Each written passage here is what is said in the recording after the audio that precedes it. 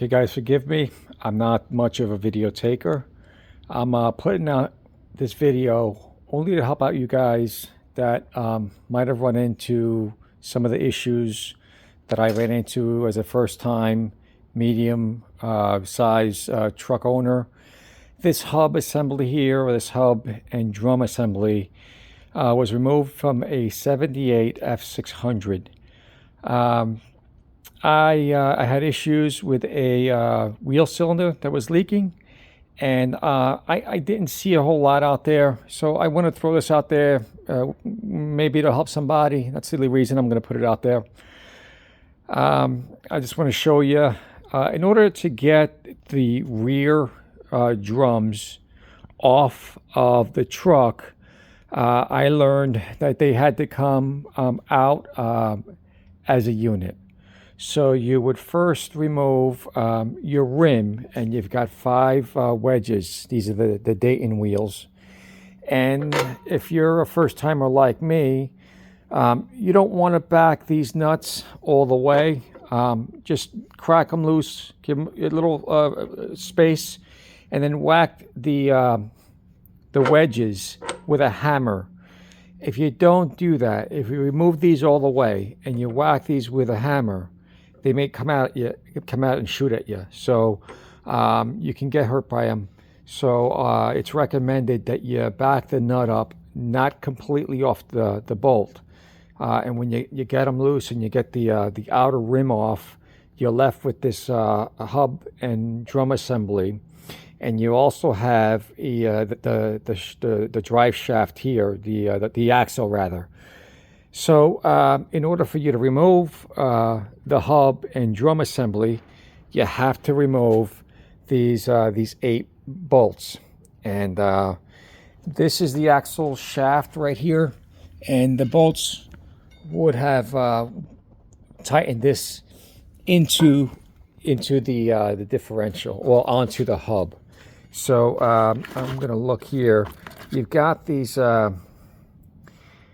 washers here. Okay, they're I forgot what they're called, but I think they're called wedge washers. Don't quote me. I have no idea.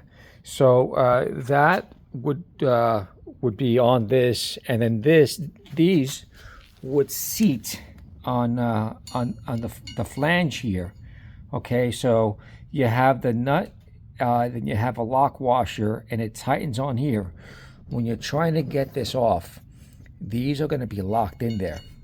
What happens is, when these are tightened in, okay, they're tightened in over here, over these lugs, okay?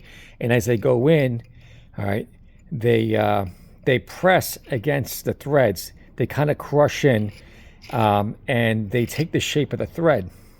So when you want to remove the shaft, the problem is that these kind of lock in there because the insides, you see some of the threading there. It takes the shape of the threading, and they're kind of locked in. So you kind of have to whack it with the hammer all the way around, kind of keep from hitting the bolts, so you don't damage your threads. So I have new, I want to say lug nuts, but these are your lug nuts. These are just nuts and bolts that fasten the drum to the hub. Now on the back side of this, okay, you have this plate here, and I understand that there's a purpose for this plate. I thought it was a bolt retainer, and I was wrong. I think the purpose of this is if the seal fails, it'll keep the well, I think the design is to keep the oil, or the gear oil, from getting into your brakes. What I ended up doing was, and don't mind my horrible tack welding here, I ended up tack welding washers and new bolts. In the event I want to take this apart again, it's just going to be, and it's heavy. This assembly is very heavy. So, you know, it's advisable that you don't do this alone. And if you do, I hope you have a strong back.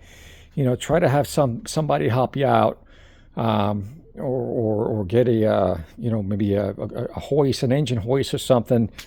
Somebody or something to give you a hand. Just keep in mind it's heavy. I want to say it's at least 100 pounds, the two of them. I guess depending on how much brake drum you have left. So this is it. So this is also these are Wagner rear brakes. These are fluid brakes. They're hydraulic brakes, and they're 15 by I believe 6 inches. 6 inches wide, 15. And my assembly, my adjusters right here, this whole assembly, this silver or gray with the wheel here, and then there's a bolt that goes in there. Euclid, EUCLID is a company that makes a lot of these parts. So these are Euclid adjusters. Each wheel has 2, so they're identical. So this assembly on this side is identical to this side. So I replaced the upper and the lower wheel cylinders. I replaced the upper and lower wheel adjusters, and then some of the hardware that had broken. So I got a hardware kit, and I replaced all the hardware with the exception of the original heavier springs.